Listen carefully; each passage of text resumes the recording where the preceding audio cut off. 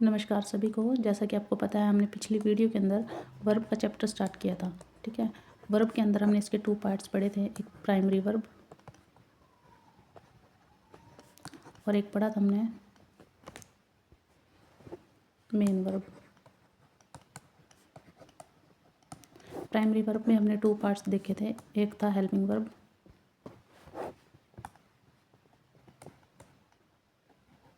और एक था मॉडल। ठीक है, अब हम इस वीडियो के अंदर, हमने पिछली वीडियो के अंदर इसके भी हमने 2 पार्ट पढ़े थे।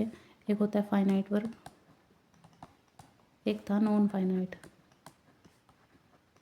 ये हमारे वर्ब के टाइप हैं जिसके बारे में हमने पिछली वीडियो में बात कर ली थी।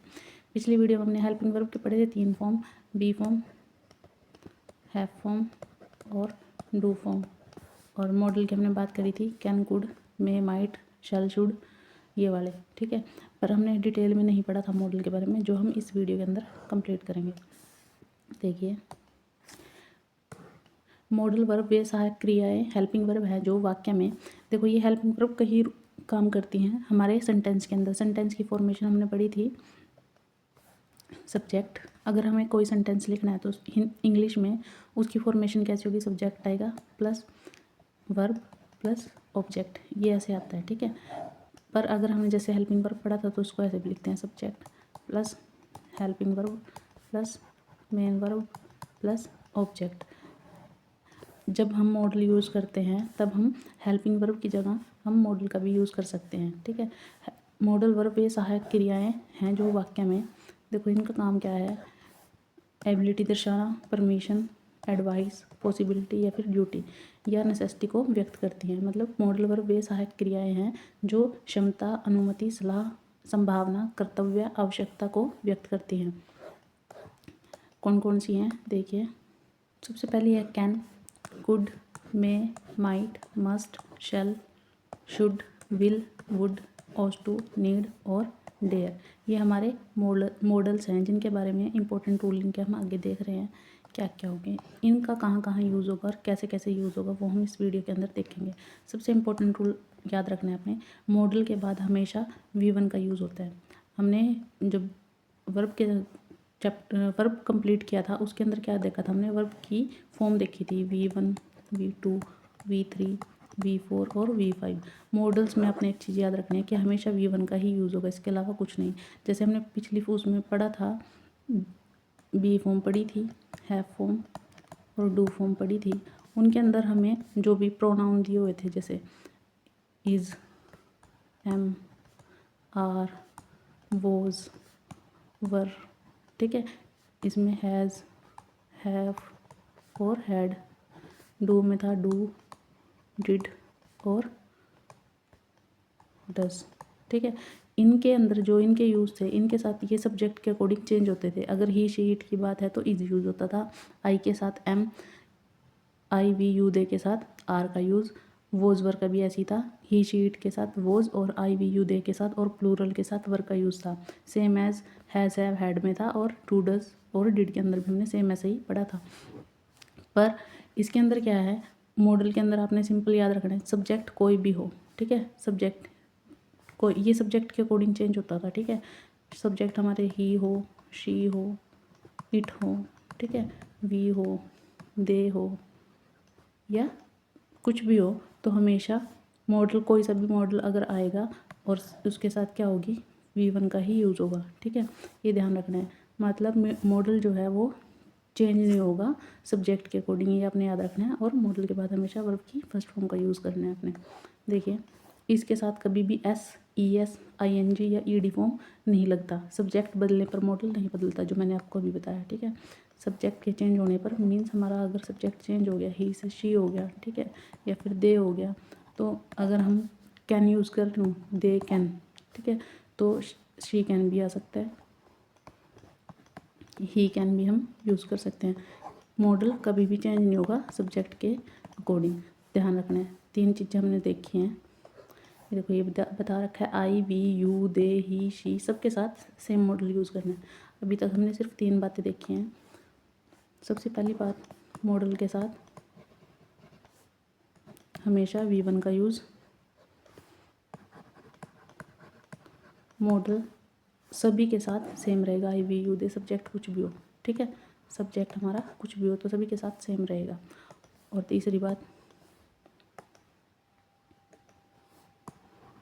मॉडल के साथ कभी भी S, E S, I N G या फिर ई डी नहीं लगेगा। ये 3 चीज़ आपने याद रखनी है। नेक्स्ट देखिए, अब हम एक एक करके मॉडल के बारे में पढ़ेंगे। सबसे पहला है कैन। कैन का हिंदी मीनिंग होता है सकता है या फिर सकती हूँ, ठीक है। ये हम एबिलिटी या फिर परमिशन के बारे में बताता है। इसका यूज़ हम कहाँ कहाँ करते हैं, अगर हमें किसी सेंटेंस के अंदर एबिलिटी बतानी हो, मीन्स क्षमता बतानी हो किसी चीज़ की या किसी व्यक्ति वस्तु की अनुमति की या फिर सामान्य संभावना की बात की जाए तो हम क्या यूज़ करेंगे, कैन का यूज़ करेंगे। इसका एग्जाम्पल देखें, जैसे एग्जाम्पल के तौर पे आई कैन स्विम, मैं तैर सकता हूँ, ठीक है। हमने कैन की हिंदी क्या पढ़ी है, सकता, ठीक है, सकता हूँ या फिर सकती हूँ। ये क्या बता रहा है, क्या बता रहा है, एबिलिटी बता रहा है यहाँ, मीन्स वह ये काम कर सकता है, ठीक है। मैं तैर सकता हूँ तो अब क्या आएगा, आई कैन स्विम। इसको अगर हम देखो, अगर हम सेंटेंस में यूज़ करते हैं subject plus verb plus object, ये हम सेंटेंस फॉर्मेशन यूज़ करते आए हैं। अगर मैं क्वेश्चन मार्क वाला अगर सेंटेंस मेरे पास आए तो मैं मॉडल को स्टार्टिंग में रखूँगी, ठीक है। हम मेन वर्ब को या फिर हेल्पिंग वर्ब को स्टार्टिंग में रखते हैं। ये भी एक वर्ब ही है, main verb, sorry helping verb है, प्राइमरी वर्ब के अंदर आता है मॉडल। फिर उसके बाद सब्जेक्ट आएगा, ठीक। फिर उसके बाद आगे का जो भी ऑब्जेक्ट होगा या कुछ भी वो आएगा। तो ये आपने ध्यान रखना है। तो इसमें हमने क्या पूछ रखा है, can I use your pen, क्या मैं तुम्हारा पेन यूज़ कर सकता हूँ। इसके लिए थोड़ा सा और देख लीजिए क्या है इसके अंदर। देखो, हमारे पास 3 तरह के सेंटेंस होते हैं, एक होते हैं पॉजिटिव सेंटेंस, एक होते हैं नेगेटिव सेंटेंस, एक होते हैं क्वेश्चन मार्क मतलब इंटरोगेटिव सेंटेंस। जो पॉजिटिव सेंटेंस है उसकी फॉर्मेशन होती है subject plus verb plus object. Negative sentence होते हैं उसकी फॉर्मेशन हमारे पास होती है subject plus verb plus not plus object. इनमें फुल स्टॉप आता है लास्ट में। अगर हमारे पास question mark means interrogative, question mark वाले जिनमें हम किसी से प्रश्न पूछते हैं, वो सेंटेंस अगर आ जाएं तो उसमें क्या होता है, जो ये हेल्पिंग वर्ब है, यहाँ ये वर्ब 2 तरह से हो सकती है, या तो हेल्पिंग वर्ब होगी या फिर मेन वर्ब होगी, 2 तरह से हो सकती है। तो हम क्या करते हैं, अगर क्वेश्चन मार्क वाला सेंटेंस आ गया तो उसमें हेल्पिंग वर्ब दिया होगा या फिर मॉडल दिया होगा, तो उसको हम आगे रखते हैं प्लस सब्जेक्ट आएगा, मतलब ये इंटरचेंज हो जाएगा एक दूसरे के साथ, प्लस ऑब्जेक्ट, क्वेश्चन मार्क आएगा लास्ट में। तो सेम यही फॉर्मेशन उन्होंने यहाँ यूज़ की रखी है। ये क्या है, हमारा हेल्पिंग वर्ब है कैन, ये क्या है सब्जेक्ट, यूज़ योर पेन, ये क्या किस में आएगा, ऑब्जेक्ट के अंदर। क्या मैं आपका पेन उपयोग कर सकता हूँ, इसने क्वेश्चन पूछा है।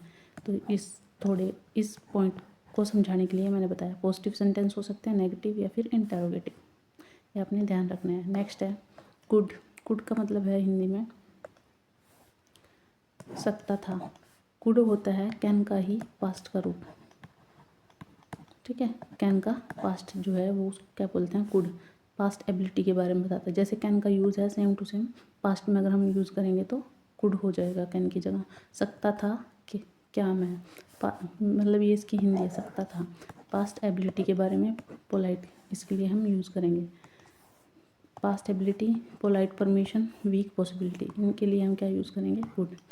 जैसे मैं बचपन में तेज़ दौड़ सकता था, I could run fast in my childhood, ठीक है।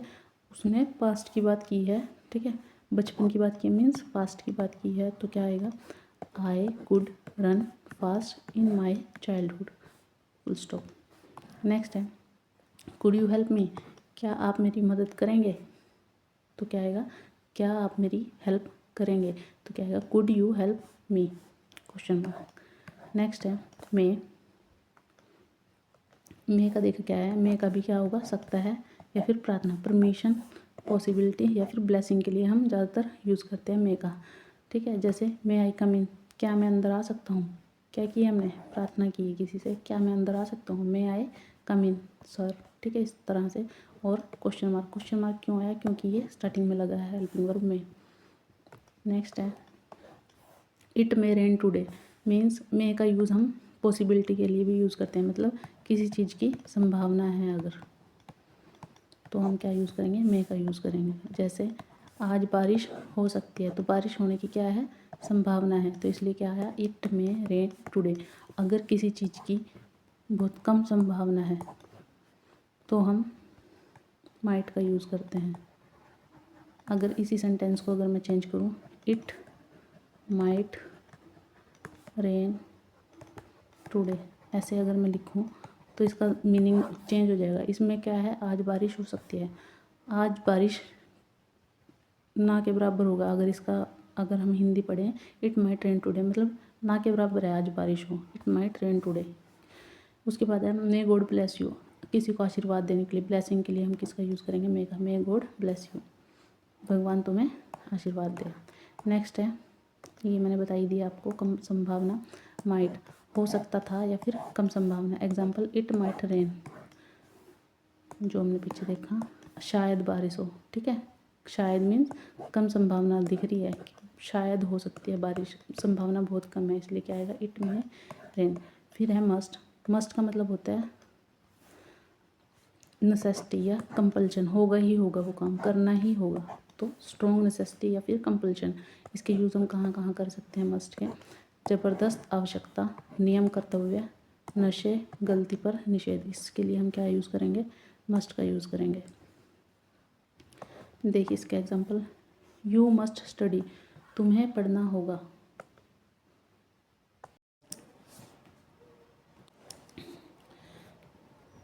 नेक्स्ट है you must not smoke,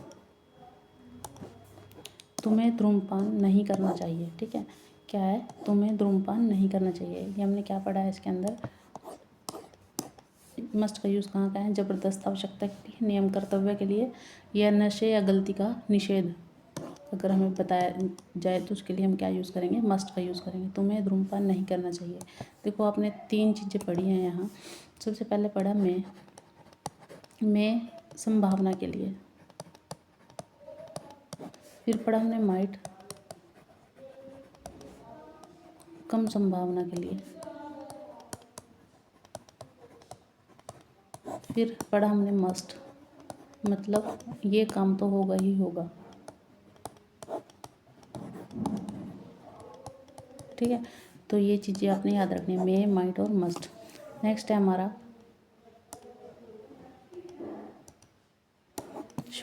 should का मतलब है करना चाहिए, मीन्स एडवाइस देने के लिए किसी को या फिर सजेशन देने के लिए, तो हम क्या यूज़ करें हैं, शुड का यूज़ करते हैं। इसके एग्जांपल्स देखिए, you should work hard,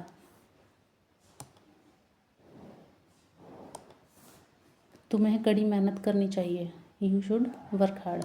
you should respect our parents, हमें अपने माता पिता का सम्मान करना चाहिए, ठीक है। यहाँ शुड क्या है, चाहिए, इसका मीनिंग बन रहा है, तुम्हें कड़ी मेहनत करनी चाहिए, हमें अपने माता पिता का सम्मान करना चाहिए, we should respect our parents. Next है हैव टू और हैड टू, मीन्स करना पड़ता है।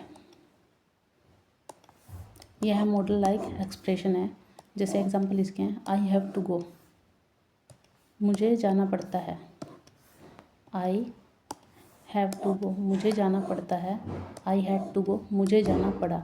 हमने जो टेंस पढ़े हैं आपने पढ़ रखे होंगे, बाकी हम भी एक बार कंप्लीट करेंगे। इसके अंदर में प्रेजेंट टेंस,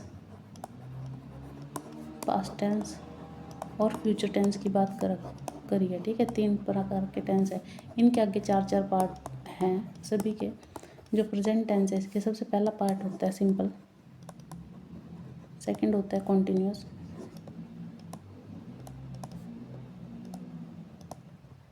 थर्ड होता है परफेक्ट, फोर्थ होता है परफेक्ट कॉन्टिन्यूस, ठीक है। जब परफेक्ट वाला है ये यहाँ यूज़ किया हुआ, परफेक्ट वाले में हम क्या यूज़ करते हैं, हैज़ और हैव का यूज़ करते हैं।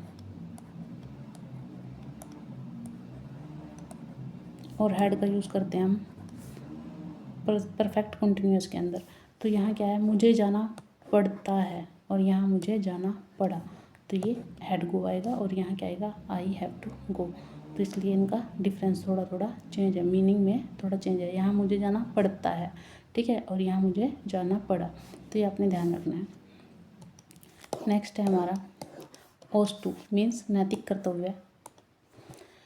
मीन्स इसका एग्जाम्पल है यू ओस टू हेल्प द पुअर, तुम्हें गरीबों की मदद करनी चाहिए। मीन्स ये हमें क्या बता रहा है, एक नैतिक कर्तव्य के बारे में बता रहा है कि तुम्हें गरीबों की मदद हेल्प करनी ही चाहिए। तो ये आपने याद रखना है ओस टू।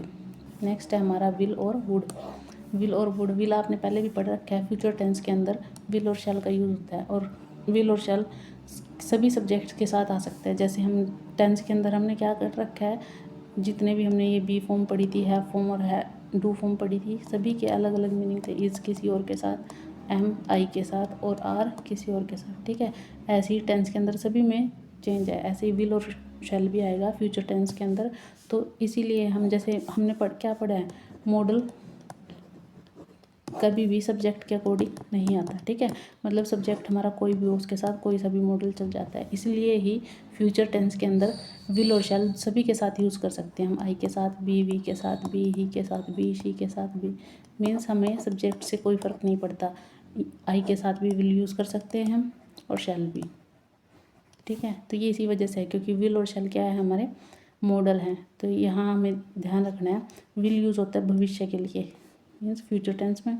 और आदत, अनुरोध, विनम्र अनुरोध या ओल्ड हैबिट की अगर बात की जाए तो हम क्या यूज़ करते हैं, विल का ही पास्ट रूप क्या होता है, वुड। तो ये ध्यान रखना है आपने। देखो भविष्य के बारे में विल, और पास्ट हैबिट के लिए क्या होगा, वुड का यूज़ होगा। ये आपने ध्यान रखना है। वुड जो है ओल्ड हैबिट के लिए, कई बार क्वेश्चन इसके ऊपर बन चुका है। नेक्स्ट है एग्जाम्पल है इसका, आई will call you tomorrow. Tomorrow की बात है, मीन्स मैं तुम्हें कल कॉल करूँगा। विल यूज़ कर रखा है आई के साथ, ठीक है। मीन्स ये भविष्य की बात है, फ्यूचर की बात कर रखी है, आने वाला कल, ठीक है। टुमारो आने वाला कल, यस्टरडे होता है जो बीत गया है। नेक्स्ट है वुड यू लाइक टी, क्या आप लोग चाय लेना पसंद करेंगे। तो यहाँ क्या यूज़ किया है, would, question mark. Question mark क्यों आया, क्योंकि यहाँ सेंटेंस की फॉर्मेशन कैसे बन रही है, helping verb plus subject plus object और क्वेश्चन मार्क, जो हमने पीछे पढ़ा है। नेक्स्ट है नेगेटिव रूप्स भी हो सकते हैं इनके। देखो कैन नॉट का हम लिखते हैं इस तरह से, कुड नॉट को हम लिखते हैं कुड नॉट, मे नॉट को हम मे नॉट ही लिखते हैं, मस्ट नॉट को इस तरह से। इनमें अपस्टोफी लगा के ओ को गायब कर दिया जाता है। शुड नॉट को भी ऐसे ही लिखेंगे, ठीक है। ये आपने इसके सिंपल फॉर्म में ही याद रखना है। यू शुड नॉट लाई, तुम्हें झूठ नहीं बोलना चाहिए। चाहिए की सेंस आ रही है, हमने क्या पढ़ा, शुड का मीनिंग क्या था, चाहिए। तो यू शुड नॉट लाई, तो क्या आएगा, should.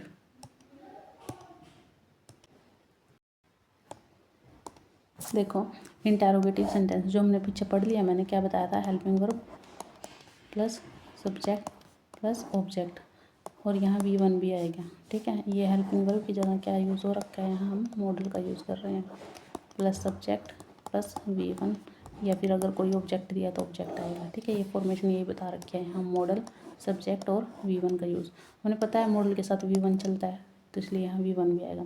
Can you speak English, can क्या है हमारा मॉडल, यू क्या है हमारा सब्जेक्ट, स्पीक क्या है हमारा V1, और ये क्या है ऑब्जेक्ट। ये अपने ध्यान रखना है।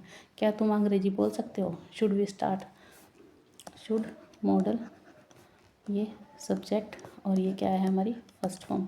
यहाँ ऑब्जेक्ट नहीं है, हमने कल पढ़ा था वर्ब के अंदर जो मेन वर्ब थी, मेन वर्ब में फाइनाइट और नॉन फाइनाइट के अंदर ही आया था।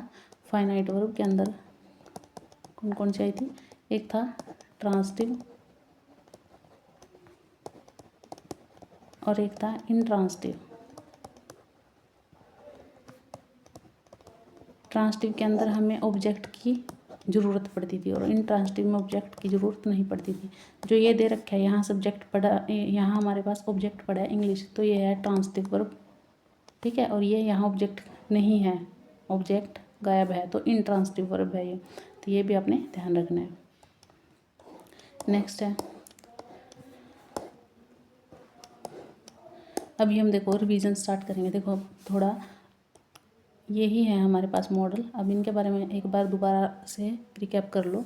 कैन का यूज़ किया हमने क्षमता के लिए, कुड का यूज़ किया, कैन का ही पास्ट रूप होता है क्षमता के लिए, और इसकी हिंदी क्या थी, सकता हूँ या फिर सकती हूँ। फिर कुड इसी का ही सकता था या सकती थी। मैं फॉर्मल परमिशन के लिए यूज़ किया हमने, ठीक है, या फिर संभावना किसी चीज़ की। माइट वीट पॉसिबिलिटी मीन्स कम संभावना के लिए। मस्ट कंपल्शन के लिए मतलब होगा ही होगा वो काम।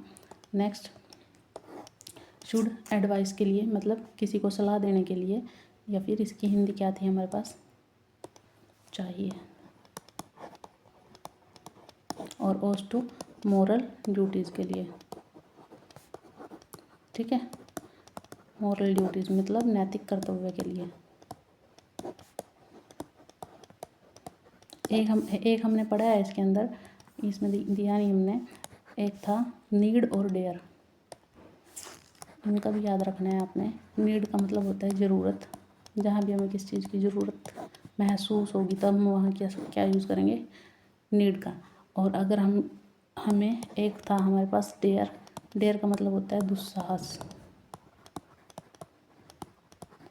जैसे एग्जाम्पल, हाउ डेयर यू, ठीक है, हाउ डेयर यू, तुम्हारी हिम्मत कैसे हुई। ये हम किसी को बोलते हैं ना, हाउ डेयर यू, तो ये हमने क्या यूज़ किया। यहाँ एक क्वेश्चन मार्क देखो क्यों आया, जो ये हाउ है ये WH फैमिली का वर्ड है, ठीक है, WH फैमिली का वर्ड है, तो इसलिए हमने क्वेश्चन मार्क का यूज़ किया है।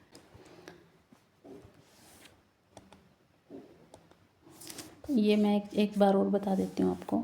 जो हमने ये सेंटेंस फॉर्मेशन देखी थी, पॉजिटिव, नेगेटिव और इंटेरोगेटिव वाली, ठीक है, इसमें हम पॉजिटिव नेगेटिव का तो आपको पता ही चल गया, subject plus verb plus object आता है, और नेगेटिव में subject plus verb plus not plus object आता है।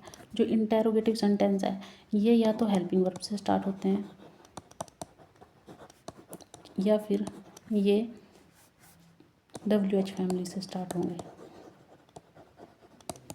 WH फैमिली वर्ड से स्टार्ट होंगे। तब हम लास्ट में क्या यूज़ करते हैं, क्वेश्चन मार्क का। इसके बारे में मैं थोड़ा सा बता देती हूँ आपको। देखिए क्या था इसके अंदर, हेल्पिंग वर्ब जैसे आपने पता है, हमने पढ़े हैं पीछे, 3 फॉर्म थी, बी फॉर्म, हैव फॉर्म और डू फॉर्म। बी में इज़, एम, आर, वॉज या फिर वर, ठीक है। इसमें हैज़, हैव और हैड। डू में डू, डज और डिड। कोई भी सेंटेंस अगर इनसे हेल्पिंग वर्ब से स्टार्ट होगा तो उसके लास्ट में क्या आएगा, क्वेश्चन मार्क आएगा। ऐसे ही सेकंड होते हैं WH फैमिली वर्ड।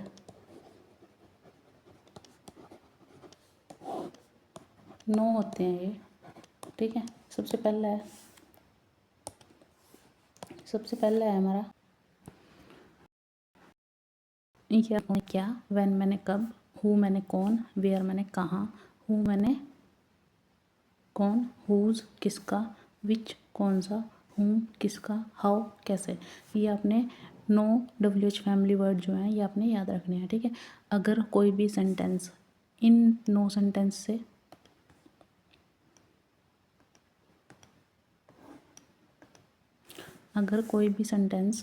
हमारा हेल्पिंग वर्ब से स्टार्ट हो या फिर WH फैमिली से स्टार्ट हो, ठीक है, तो हम लास्ट में क्या लगाते हैं, क्वेश्चन मार्क की आपने ध्यान रखना है।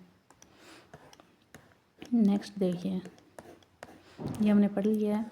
अब हम 20 एग्जाम्पल करेंगे इसके मॉडल के, जो हमने अब तक पढ़ा है। जैसे पहला फर्स्ट क्वेश्चन है, ही डैश स्विम वेरी वेल, वह अच्छे से तैर सकता है, तो लास्ट में क्या आ रहा है, तो हम इसका आंसर क्या आएगा, can, he can swim very well. Next question है सेकंड, वह बहुत अच्छे से तैर सकता है। यू डैश नॉट स्मोक, अभी हमने निषेध की बात करी थी, तो क्या आएगा, मस्ट आएगा, तो क्या है आंसर, क्या है, मस्ट। तुम्हें धूम्रपान नहीं करना चाहिए, तो क्या आएगा, you must not smoke here. You क्या है, सब्जेक्ट, फिर क्या है, मॉडल, उसके साथ नॉट, फिर वर्ब की फर्स्ट फॉर्म। नेक्स्ट है dash I use your phone, क्या मैं आपका फ़ोन इस्तेमाल कर सकता हूँ। परमिशन की बात की गई है तो परमिशन के लिए हम किसका यूज़ करेंगे, मे का। तो आंसर क्या आएगा, may I use your phone question mark, क्योंकि मॉडल स्टार्टिंग में है तो इसलिए क्या है क्वेश्चन मार्क। नेक्स्ट है I dash solve this question yesterday, मैंने यह येस्टरडे मीन्स पास्ट की बात कर रखा है, मैंने यह क्वेश्चन पहले सॉल्व कर सकता था, मैं यह प्रश्न हल कर सकता था। तो क्या आएगा, पास्ट की वजह से कुड। वैसे क्या आना था, कैन, पर पास्ट अगर यहाँ तक का होता तो I can solve this question, मैं यह सवाल सॉल्व कर सकता हूँ आता, ठीक है। पर यहाँ यस्टरडे की बात है इसलिए यहाँ आएगा कुड। नेक्स्ट है शी डैश कम टुडे, अब यहाँ स्मॉल पॉसिबिलिटी की बात है, वह कल आएगी। इसने पहले ही दे रखा है स्मॉल पॉसिबिलिटी। स्मॉल पॉसिबिलिटी के लिए हम क्या यूज़ करते हैं, माइट का, कम संभावना मतलब शायद, कम संभावना को हम शायद बोल सकते हैं, शायद वह कल आए। तो क्या आएगा, माइट, वह आ जा सकती है।